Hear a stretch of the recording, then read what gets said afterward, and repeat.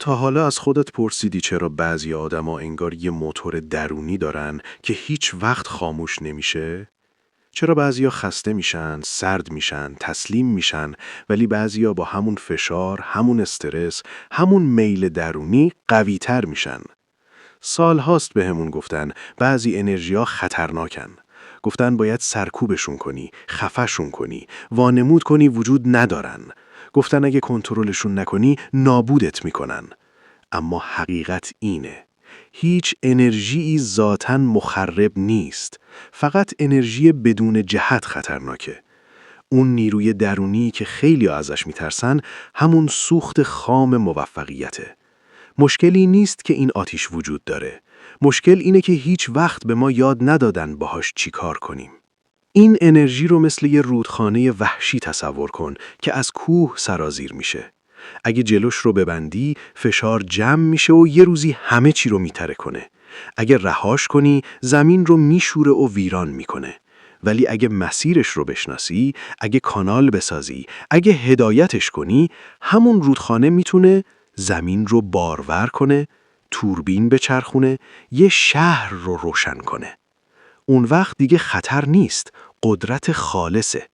ناپلئون هیل سالها زندگی موفق‌ترین آدم‌های تاریخ رو بررسی کرد. نه فقط ثروتمندها، رهبران، مخترعها، هنرمندها و به یه الگوی مشترک رسید. تقریباً همشون اشتیاق شدید داشتن.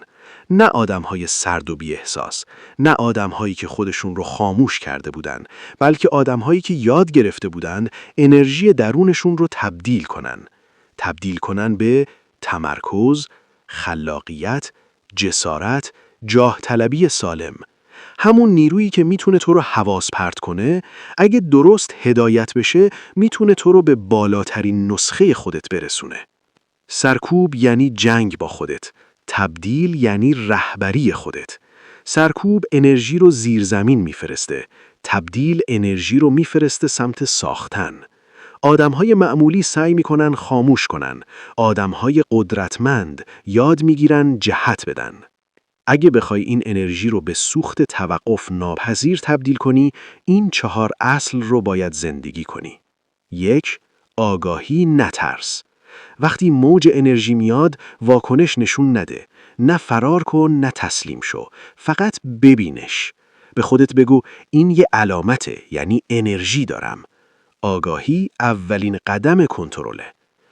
2. هدف شفاف. انرژی بدون هدف هرز میره. قبل از هر چیز بدون چی میخوای بسازی. قرار کجا قوی تر بشی.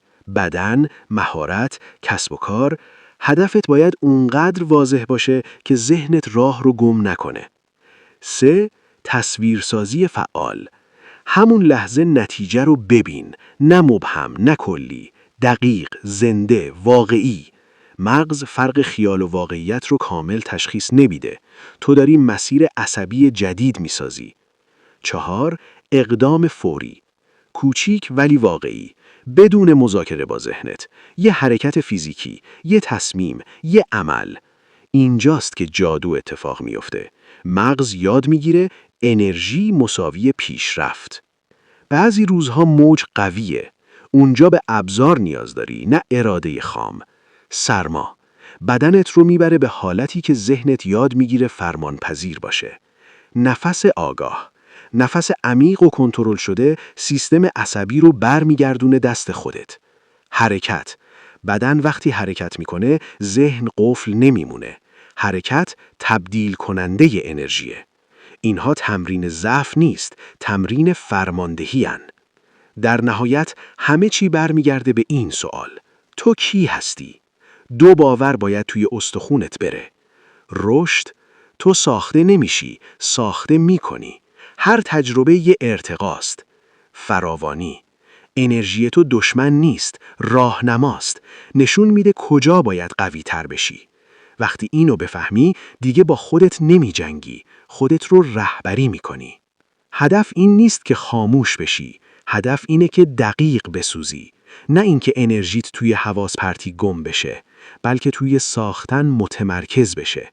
همون نیرویی که زندگی رو خلق میکنه میتونه زندگی دلخواهت رو هم بسازه.